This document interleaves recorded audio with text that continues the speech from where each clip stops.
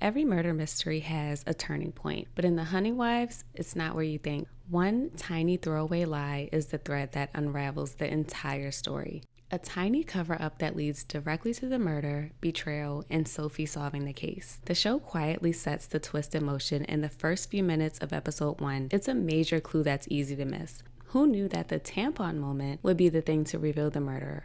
Let's dive a little into a few of the main characters. Margot is the ringleader of the Hunting Wives. She's beautiful, bold, and just very magnetic. On the surface, she's the picture of Southern charm, but underneath, she's a manipulator with a taste for control and chaos. She's the kind of woman who walks into a room and completely shifts the temperature, and not just because of her looks, but because she knows she's the one with power. Margot is driven by a deep need for control and excitement, so she surrounds herself with women she can manipulate. She has this unique desire to be worshipped, feared, and needed all at once. Malin Ackerman, the actress who plays Margot, is magnificent. She was the perfect person to play Margot. She knows how to walk that line between charming and chilling, and you just can't look away. And Margot selects Sophie. Their connection begins with a little flirtation and quickly turns into psychological warfare. It just happens so fast. And that just shows the power of Margot's character. She's like a spider spinning a web, and Sophie doesn't even realize how stuck she is until it's too late. Margot's danger isn't just in what she does, it's in how she makes you do the things you never thought you would. She doesn't pull the trigger, but she's the one who hands you the weapon with a smile. Sophie's a woman who seems to have it all, the husband, the kid, the house, but beneath the surface, there's a quiet ache in her, a desire to be seen, to be wanted, and to break out of the mold that she's trapped into. She's not reckless at first, just curious, but that curiosity leads her straight into the lion's den.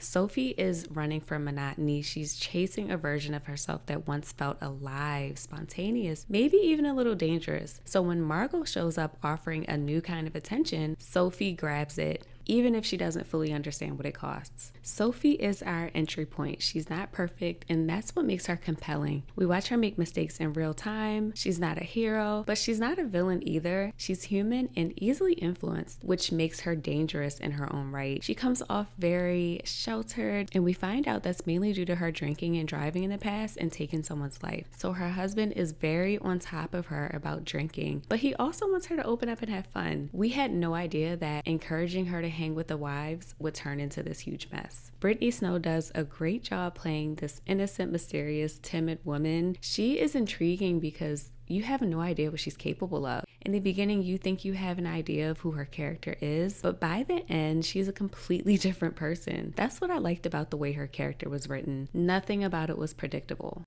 Katie Lowes as Jo, they couldn't have found a better person to play Jo. I've been a fan of Katie since Scandal, and she does a great job playing characters who are charming but have a little crazy underneath. It was a subtle role, but she brought a lot of weight to it. Jamie Ray Newman as Callie, she played the villain role so well. Chrissy Metz as star Abby's mom, she did a great job, and Abby ends up being the reason the tampon thing makes sense. Now, before we get into this twist, let me give you a quick rundown of the pieces that connect to the twist. Margot, who's married to Jeb Banks, is having an affair with Joe's son, Brad. Brad has a girlfriend, and her name is Abby. Abby ends up being murdered, and Sophie is basically framed for it by Margot. The weapon that Margot persuaded Sophie to buy was used to murder Abby. A few other suspects were Joe, who outwardly disliked Abby since she dated her son, also Pastor Pete since he was the last person seen with her, but Sophie was the main suspect. At this point, everyone iced her out, even her husband. He kicked her out of the house, which was very shocking to see. That brings us to the setup for the twist. In episode 1, when Margot and Sophie first meet in the bathroom, Sophie offers Margot a tampon, but Margot declines, saying she can't use those.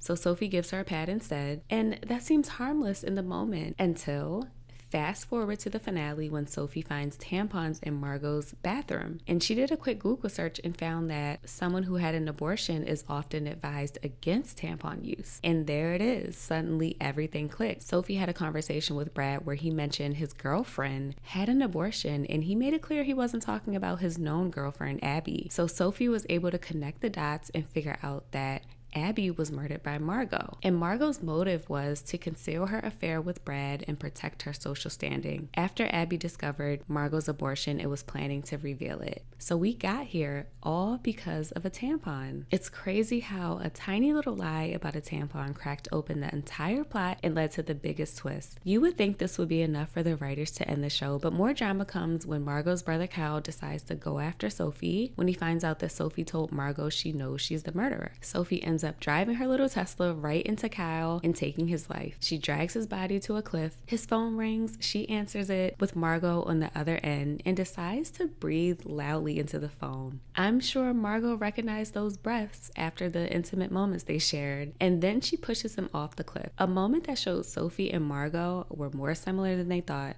What an ending. This was one of those series that was so bizarre. You had no choice but to keep watching because you had to get an understanding of why it was so unhinged. It's like you couldn't look away. There are talks of a season 2, so let me know if that's something you would like to see. If you enjoyed this video, make sure to subscribe, like, and leave a comment below and let me know what you thought of the series. My name is Kamara. Thanks for watching another episode of Screen Diaries, where beautiful stories are talked about, because if it made you feel something, it's worth talking about. See you in my next video. Bye.